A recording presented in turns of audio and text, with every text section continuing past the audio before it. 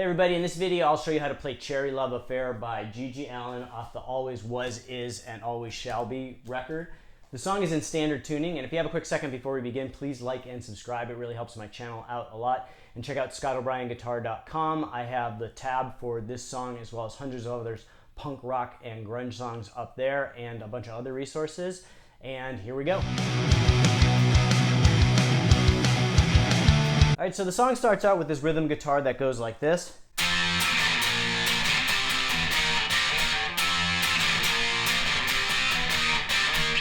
So we are going to play, these are going to be 3-chord major chords, very similar in form to the power chord. And we're going to start with our index finger rooted at the 8th fret of the A string, and our ring finger bridged across the 10th fret of the D and G string. And we're going to play a 3-note chord. And if you like to play it with your ring finger and pinky finger on the D and G, you can play it that way too. I like to bridge my fingers. And so we're going to hit that twice, and then we're going to do a muted note. So, and I like to use an upstroke for that. So, and so to do that muted note, all we're doing is we're lifting our fingers gently off of pressing down on that chord. So, and getting that clicking sound. So, and then we're going to do the same thing when we move down to the a very similar chord with our index finger rooted at the 8th fret of the E string. So we're going to go. So 1, 2, click, 1, 2, click. And then we're going to move up to the same form of the chord, just with our index finger rooted at the 8th fret of the low E string, and we're going to play 1, 2, 3. So.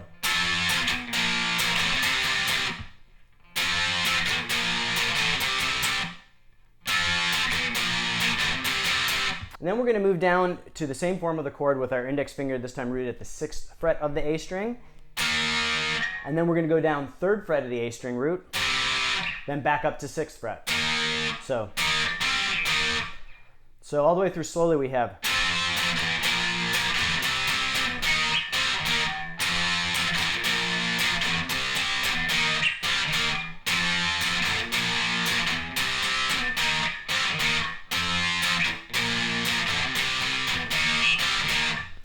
And so that's the way it's played in the intro. And then during the verse, it actually sounds like it's played slightly different. So instead of playing those muted notes, the clicks, we're just going to play that as a regular chord. So it's like 1, 2, 3, 1, 2, 3, 1, 2, 3. So.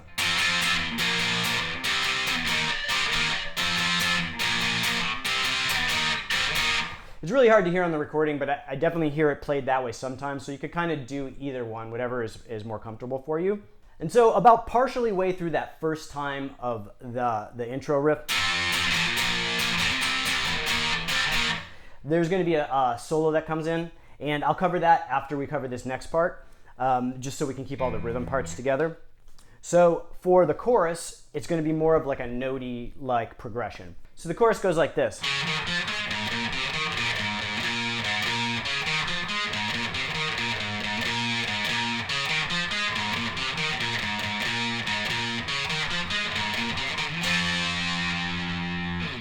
So breaking that down, instead of playing like just full chords like,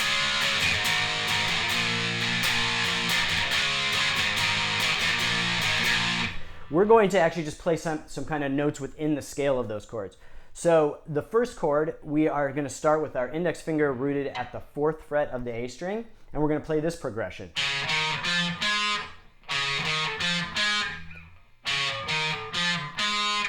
And then we're going to basically play the same progression, just we're going to move our index finger root down to the 4th fret of the E string. So we go. So.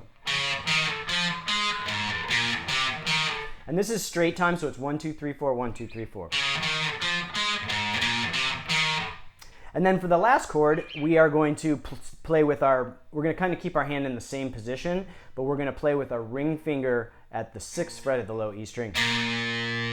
And we're going to play between the 6th and the 4th fret back and forth on the low E.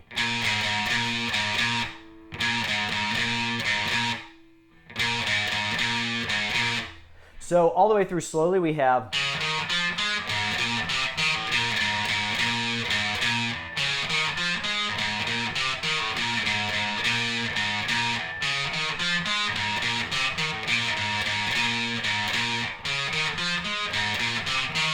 And then this time we're just going to end on a power chord. So it's going to be index finger rooted at the 8th fret of the A string and ring finger at the 10th fret of the D string, and it sounds like it's just a 2-note power chord. And there's a little bit of vibrato. So the chorus all the way through is.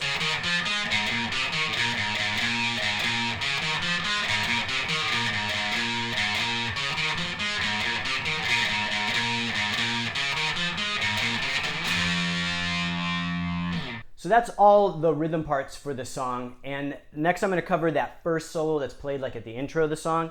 I'm not going to cover the second solo because the second solo is kind of this similar, and just for the length of this video I'm just going to keep it short. So I'm just going to do the first one today.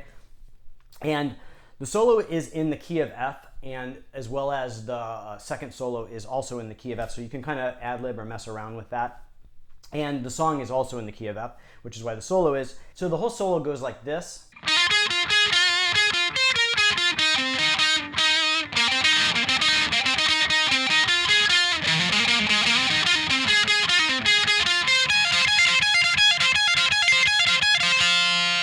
So I'm going to break this down into sections so that we can kind of cover each section and then put it all together. So it starts off like this. So we are going to start with our index finger in the 13th fret of the D string, and we're going to do a hammer on. And then we're going to do this kind of ascending progression. So in a small chunk, it's.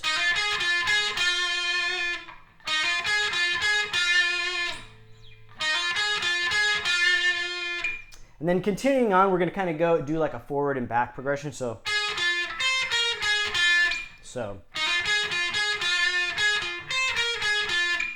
One more time slowly. Then continuing on, the solo goes like this. So slowly we're going to play this descending progression.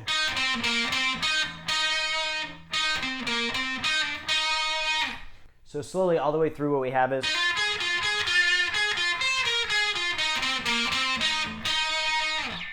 And then we come to this part that's kind of repeating, that goes like this. And so we're going to play 13th fret of the A string to the 15th fret twice of the A string with alternate picking. And then we're going to go 13th fret of the D string.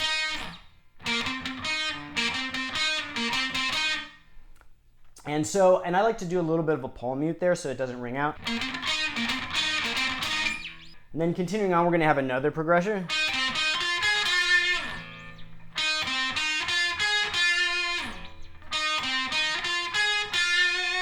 A little bit of vibrato on the end.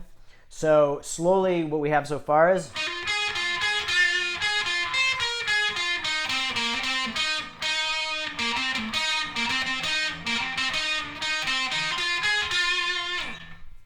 And then we're going to have this ascending pattern that starts off in the 11th position of the low E. And it's kind of this typical kind of blues progression that goes up, ascends, and then comes back, then ascends and comes back a little bit.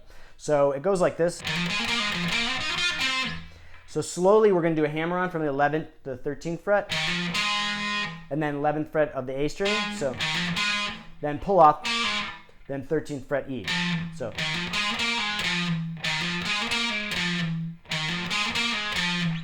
Then we're going to slide up with our index finger at the 13th fret, and we're going to do the same thing starting at the 13th fret of the A string.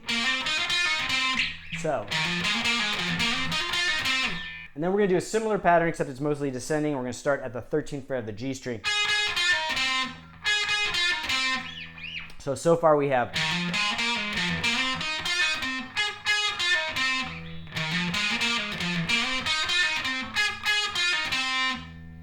And then finishing up, we're going to kind of do a very similar pattern to this last one.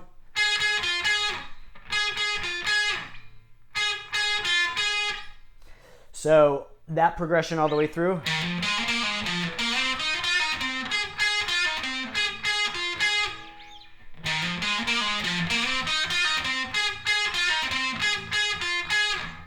And then we're going to end the solo with another repeating pattern, this time at the high E, and it goes like this. So this is kind of a cool rock and roll repeating pattern. I like to use my index finger and my pinky finger, but you can use your ring finger if you're more comfortable. So what we're going to do is we are going to bridge our index finger across the 13th fret of the B and E, and then we are going to use our pinky finger or ring finger at the 16th fret, and we are going to do a pull-off, and then we're going to use alternate picking to hit the 13th fret of the B after that. So.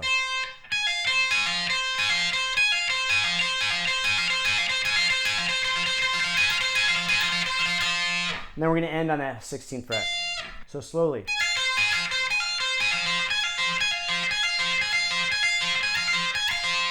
And I like to use the upstroke on the high E and the downstroke on the B.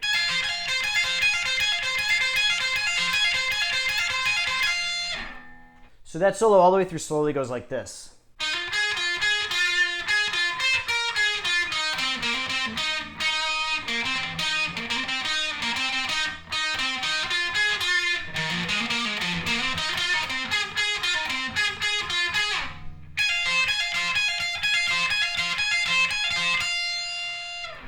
So that's all the parts to the song. The rhythm parts for the verse and chorus just repeat throughout the song, back and forth, back and forth. And that first solo is very similar to the second solo. They're both in the same key, the key of F. You can ad-lib or try and play along at the 13th fret with your index finger rooted at the 13th fret in that scale, the F minor pentatonic, which is what most of it is. And that's it for this video. I hope you liked the lesson.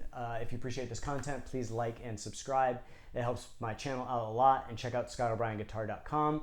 I've got the tab for this lesson as well as hundreds of other punk rock and grunge songs up there and other resources. And I will see you guys next time.